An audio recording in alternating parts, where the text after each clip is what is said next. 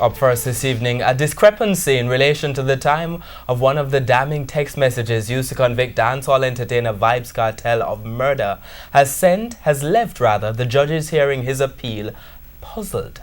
One of the defense attorneys in the case revealed the anomaly as the first day of the hearing of the entertainer's appeal got underway. The three-member panel, Court of Appeal President Dennis Morrison, Justice Patrick Brooks and Justice Frank Williams, is presiding over the matter. TVJ's Vashon Brown was in court today.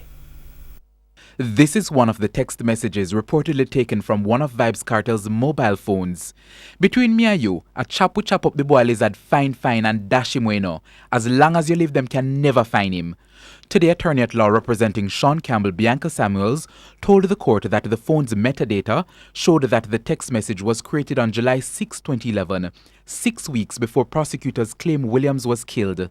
What that reveals, because the past tense is used in the text message, so what that reveals obviously is that there was some tampering and usage of the phone to create a text message somehow that came before, that was prophetic in some way as to the death, or alleged death rather, of Clive Williams. Ms. Samuel says this left her puzzled. The three-member panel also seemed puzzled. President of the Court of Appeal, Justice Dennis Morrison, said our silence was sharing in your puzzlement. Ms. Samuels also argued that there were multiple unexplained usage of the phone. During the trial, defense lawyers argued that 3 calls were made on the phone while it was in the custody of the police. The forensic expert who testified at the trial said he did not authorize anyone to use the phone.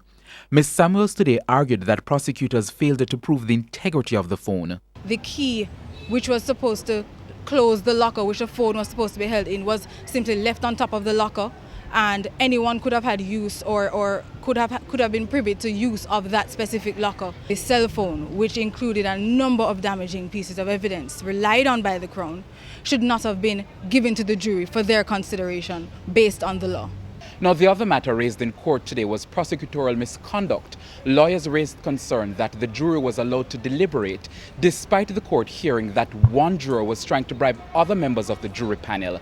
The Director of Public Prosecutions, Paula Llewellyn, was under scrutiny. Attorney at law Bert Samuels, who is representing Sean Campbell, accused the DPP of aiding and abetting an attempt to pervert the course of justice. It was brought to the attention that a man sought to bribe the jury.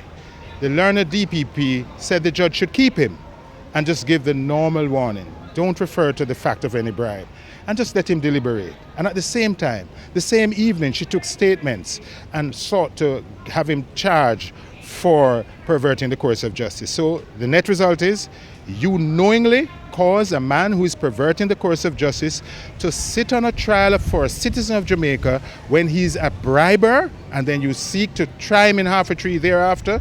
If that is not prosecutorial misconduct. The Court of Appeal ruled last week that it will accept new pieces of evidence in the case.